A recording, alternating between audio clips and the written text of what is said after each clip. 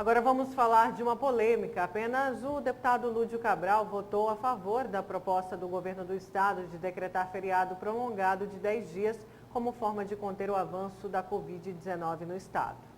E é com o deputado Lúdio Cabral que nós vamos conversar ao vivo, via internet, agora aqui no Jornal do Meio-Dia. Deputado, quem ouviu a informação que a Nayara acabou de transmitir aqui, dizendo que Lúdio Cabral foi o único que votou a favor do projeto do governo, dá a impressão seguinte, que só o senhor faz parte da bancada de sustentação do governo Mauro Mendes, não é isso?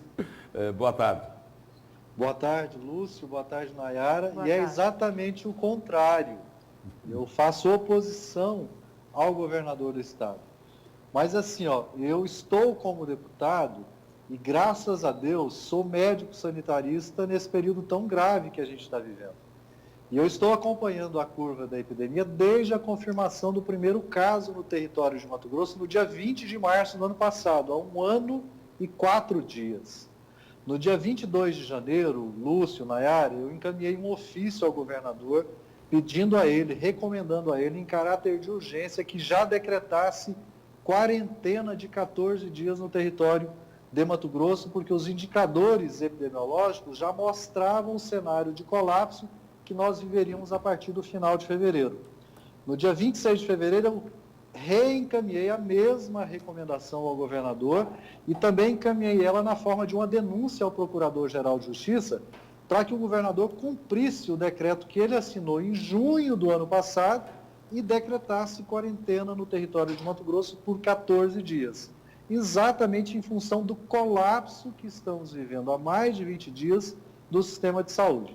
Sem leitos de UTI no setor público, no setor privado, com todos os hospitais e unidades de pronto atendimento superlotados, com o SAMU. Eu conversei no final da manhã com o coordenador do SAMU em Cuiabá, com o SAMU também em colapso, as ambulâncias tendo que buscar pacientes com saturação baixa, tendo que colocar esses pacientes no oxigênio na ambulância, às vezes entubar, trazer para uma unidade de referência, ou UPA, ou hospital, e ter que ficar horas com o paciente na ambulância até aparecer uma vaga, infelizmente, em decorrência de algum óbito que aconteça naquele período. Risco de falta de oxigênio no estado todo. Hoje a notícia de que Mato Grosso é um dos 6 estados do país com risco de falta de oxigênio. Nós não temos outro recurso a não ser decretar a quarentena.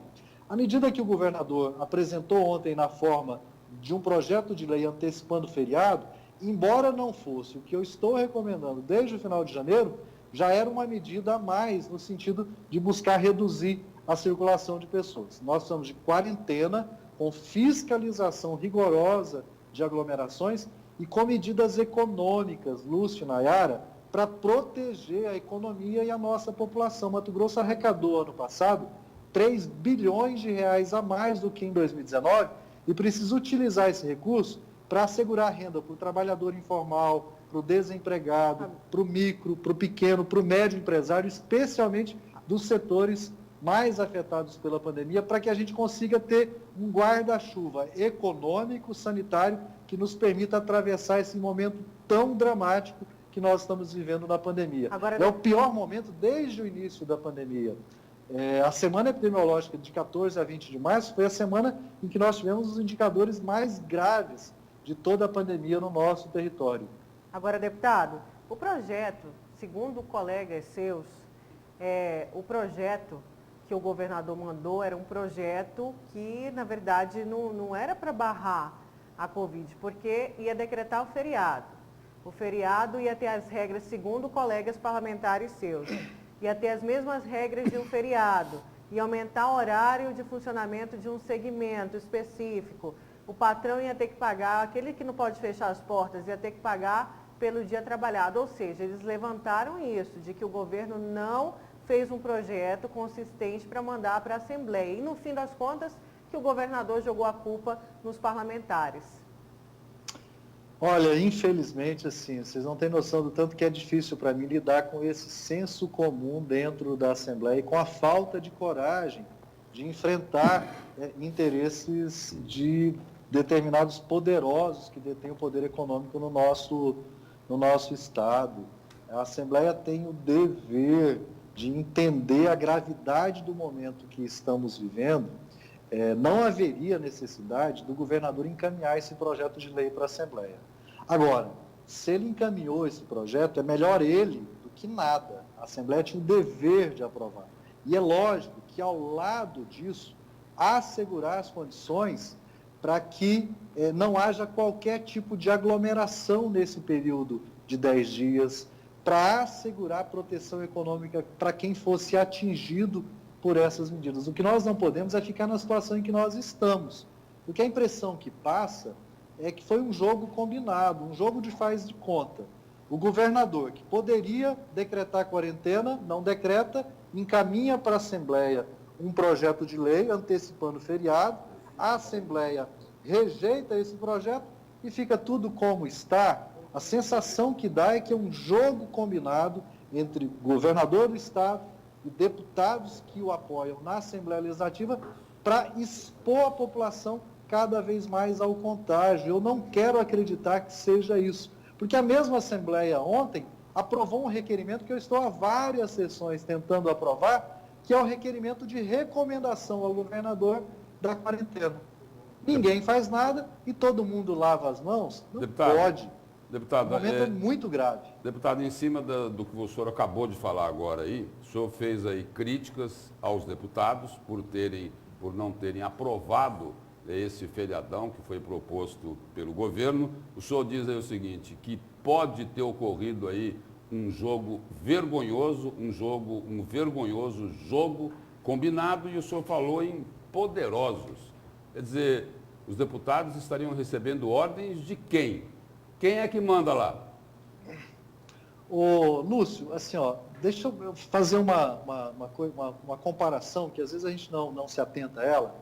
É impressionante ver pessoas que detêm poder econômico no Estado agora, nesse momento, preocupados com a fome da população. Ora, eu não vi eles preocupados em nenhum momento com a fome da população quando aumentou o preço da carne na prateleira, quando aumentou o preço do óleo de soja, quando aumentou o preço do arroz.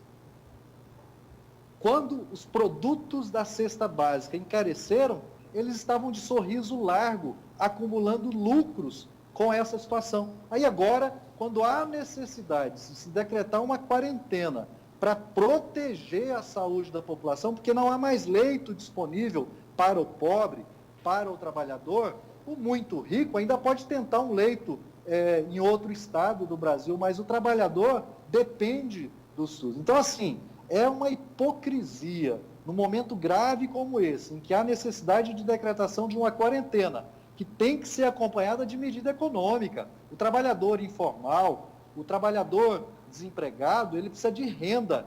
Eu ingressei com um mandado de junção ao lado da minha companheira Edna Sampaio, vereadora em Cuiabá, no Tribunal de Justiça, para que o Tribunal de Justiça obrigasse o Estado a pagar um salário mínimo de renda para o trabalhador desempregado, para as famílias vulneráveis, nesse período dramático. Aí agora, esses poderosos saíram, deputado, esses poderosos saíram, debochando da proposta de Lúdio Cabral.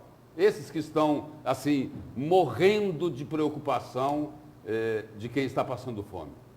O morrendo de preocupação, entre aspas, não é? É muito triste, porque essa preocupação não é verdadeira. Porque se fosse verdadeira, trabalhariam para que nosso país tivesse uma política econômica que assegurasse arroz barato, feijão barato, óleo de soja barato, carne barata. Eles ganham muito dinheiro com a carestia, com a fome da população, porque a população já está passando fome há um ano. Ela não começou a passar fome agora.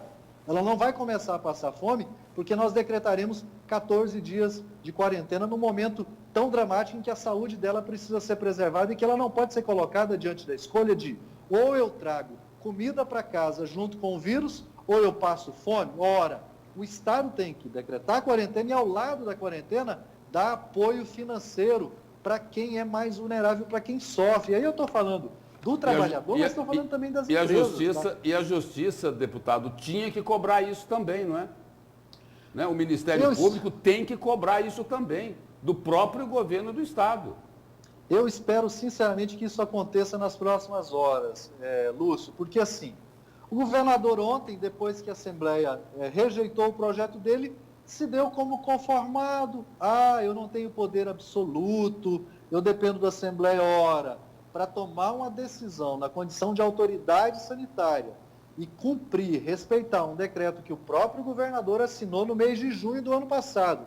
Não é o Lúdio que está dizendo, é o decreto do próprio governador de junho do ano passado que determina a quarentena na situação sanitária em que a gente está. Ele tem as ferramentas para tomar a decisão e executar as medidas que precisam ser acompanhadas da quarentena.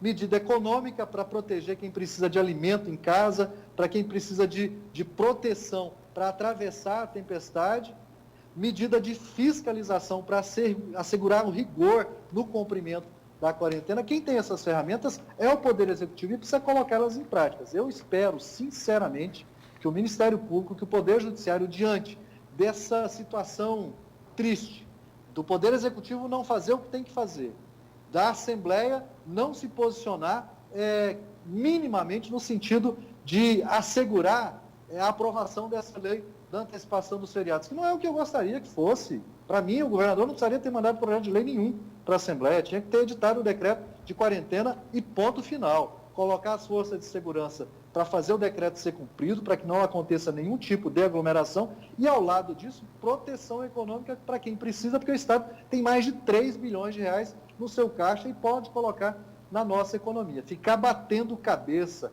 e com discurso falso de que estamos preocupados com a fome da população, isso é hipocrisia, porque a população já está passando fome há muito tempo, está passando fome pelo desemprego, está passando fome pelo preço altíssimo dos produtos da cesta básica, e esse preço alto enriquece uma parcela da economia de Mato Grosso. Deputado, obrigado pelas informações aqui no Jornal do Meio-Dia, e vamos ver aí se o pessoal tem um pouco mais de consciência, é isso? Não fiquem olhando para o próprio umbigo e não fiquem preocupados em defender apenas os poderosos.